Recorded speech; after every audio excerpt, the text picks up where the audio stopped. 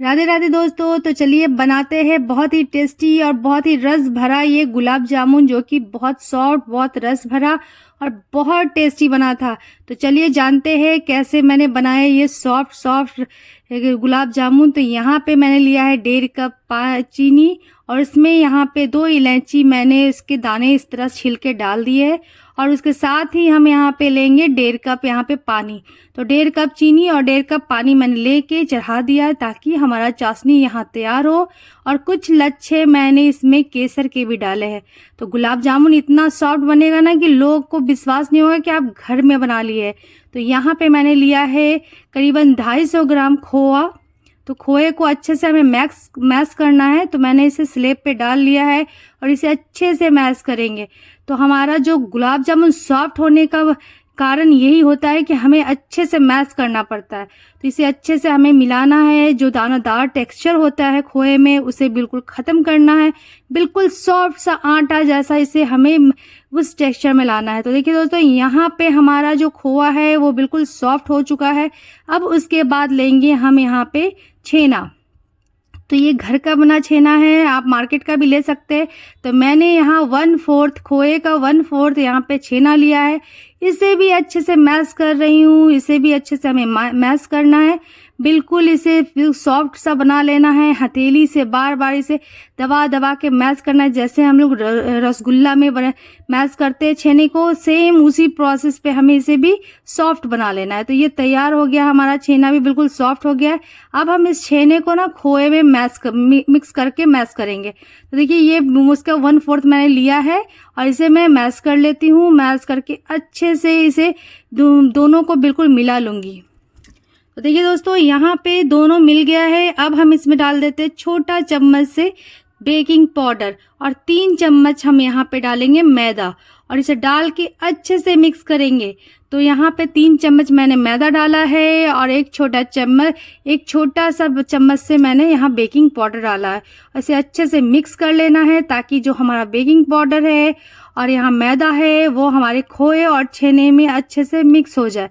तो इसे बिल्कुल अच्छे से बाइंडिंग फॉर्म में हमें ले आना है। ये बिल्कुल हमारा तैयार हो गया है। तो चलिए अब इसका हम बनाएंगे रसगुल्ला। यहाँ पे ये मकुनदाना, इसको आप लोग क्या बोलते हैं मुझे नहीं पता, पर मेरे यहाँ इसे मकुनदाना बोलते हैं। वो ले लिया मैंने और इसे जो रसगुल्ला मैंने बनाया है उसके बीच में इस तरह से मैं इसे फिल कर दी हूँ।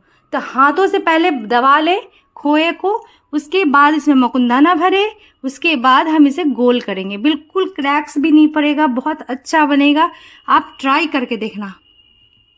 तो इसी तरह से हम सारे रसगुल्लों को इस तरह से मकुनदाना डाल के भर ले। इससे क्या होगा ना कि अंदर में बिल्कुल रस भरेगा, बहुत अच्छा बनेगा, अंदर से सॉफ्ट बनेगा और आपके गांठें भी नहीं पड़ेगी। और ये बहुत सॉफ्ट और बहुत टेस्टी बनता है। आप डाल के देखिएगा। ये अगर आप चाहें तो इसमें ड्राई फ्रूट्स भी बीच में डाल सकते हैं, मकुनदाना भी डाल सकते हैं या फिर दोनों भी डाल सकते हैं। तो यहाँ ढेर सारा रसगुल्ला मैंने तैयार कर लिया। इधर हमारा चाशनी भी हो गया है।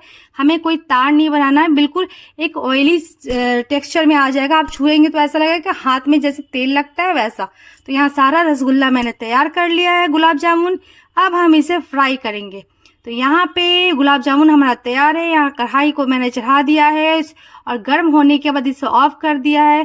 तेल बिल्कुल भी हमें ज़्यादा गर्म नहीं चाहिए, हल्का गर्म तेल चाहिए, तभी हम इसमें ये गुलाब जामुन को डालेंगे।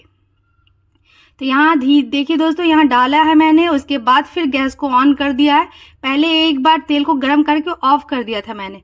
तो ये डालने के बाद हल्का हल्का सा बबल्स आने लगा है। तो ऐसे ही टेम्परेचर में हमें डालना है जो गुलाब जामुन है। तो इस तरह से हम यहाँ पे सारे गुलाब जामुन को इस तरह डाल देंगे और डाल के एकदम धीमी धीमी आंच पे इसे पकने देंगे। इससे क्या होगा, अंदर हमारा गुलाब जामुन अच्छे से पकेगा। अगर हम तेज आंच पे इसे पका लेंगे तो ये तो अंदर से कच्चा रह जाएगा, बाहर से लाल हो जाएगा। इसीलिए इसे हमें धीमी धीमी आंच पे पकाना है और बिल्कुल हल्के हाथों से इसे चलाना है, क्योंकि ये बहुत सॉफ्ट होता है। तो मैंने इसे सिर्फ हल्का सा हिलाया है ताकि ये नीचे से चिपके नहीं।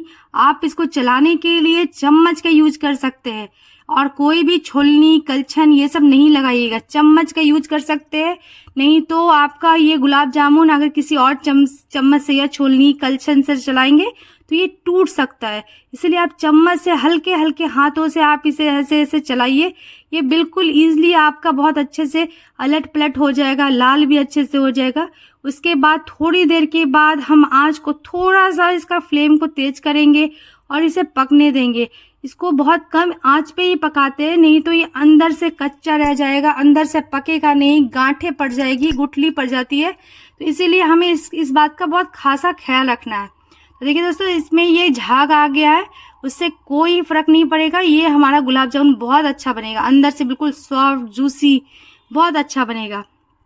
तो इसी तरह हमें इसे अलट पलट के लाल कर लेना है, बिल्कुल भी इसे छोड़ना नहीं है, नहीं तो ये बहुत जल्दी लाल हो जाता है। इसे चलाते रहना है, हमेशा इधर का उधर गुलाब जामुन को करते रहना है, ताकि हमारा गुलाब जामुन एक सहन लाल हो और बहुत अच्छे से ये खिल भी जाता है। तो देखिए दोस्तों, यहाँ पे गुलाब जामुन बहुत अच्छा हमारा खिल गया है। इसे हमें इसी तरह से चलाते रहना है, आगे पीछे करते रहना है, तभी ये हमारा एक सहन लाल होगा। अगर हम इसे छोड़ देते हैं तो ये एक साइड से लाल हो जाएगा या फिर दाग पड़ जाएगा। तो इसी तरह से हमें इसे चलाते हुए लाल करना है। और आप इसी ट्रिक से अगर गुलाब जामुन बनाएंगे ना, तो आपके गुलाब जामुन भी बिल्कुल गांठ रहित, मतलब बिल्कुल गांठ नहीं पड़ेगा और बहुत टेस्टी बनेगा। तो देखिए दोस्तों, ये कलर आ रहा है, तो अब इस स्टेज पे हमें इसे बिल्कुल भी नहीं छोड़ना है, बिल्कुल चलाते रहना है।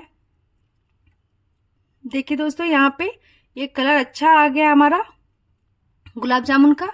तो इसी तरह से हम चलाते रहेंगे। उसके बाद चलाते चलाते ये एकदम बिल्कुल एक सहन कलर आ जाएगा, उसके बाद हम इसे निकालेंगे।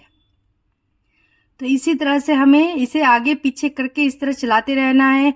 तो ये गुलाब जामुन अगर आप किसी को खिलाएंगे तो वो खुश हो जाएंगे और उन्हें पता भी नहीं चलेगा कि ये घर का है कि मार्केट का है।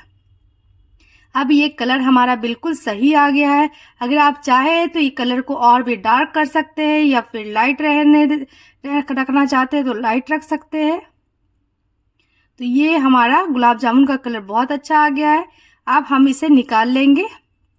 थोड़ा सा और 2 मिनट के लिए हम इसे 2 सेकंड के लिए और पका लेते हैं, उसके बाद हम इसे निकालेंगे। तो ये बिल्कुल बहुत अच्छा आ गया, मगर हाँ, छोड़ना नहीं है दोस्तों। अगर छोड़ दिए तो गुलाब जामुन जल जाएगा या फिर बिल्कुल सट जाएगा। तो इसे छोड़ना नहीं है और चम्मच से ही चलाना है, कोई भी छुलनी कलछुल ऐसा नहीं लगाना है।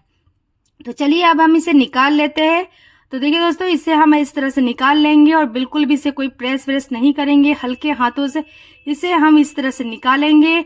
और इसे हल्के सुसुम, मतलब हल्का लूफ जो होता है ना हमारा चाशनी, वैसे चाशनी में डालेंगे। तो हल्का गर्म है ये चाशनी, इसमें हम डाल देंगे और तुरंत इसे चम्मच से इसे दबाएंगे ताकि ये रस पी ले।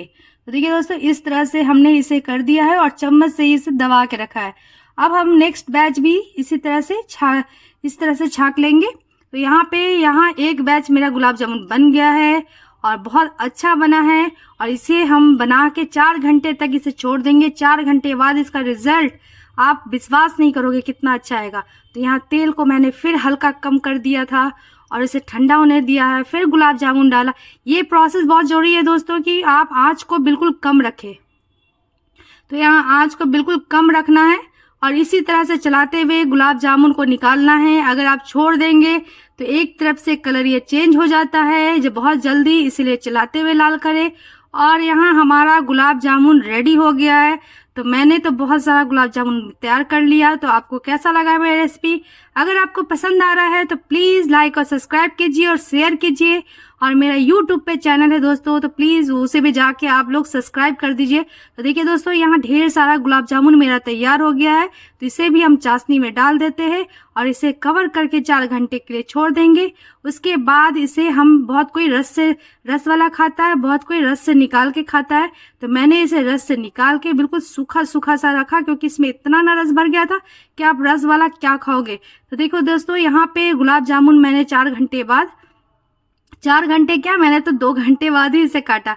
तो देखिए दोस्तों, ये बिल्कुल रस भरा था, बिल्कुल गांठे नहीं है इसमें, बहुत सॉफ्ट बना था, बहुत टेस्टी बना था।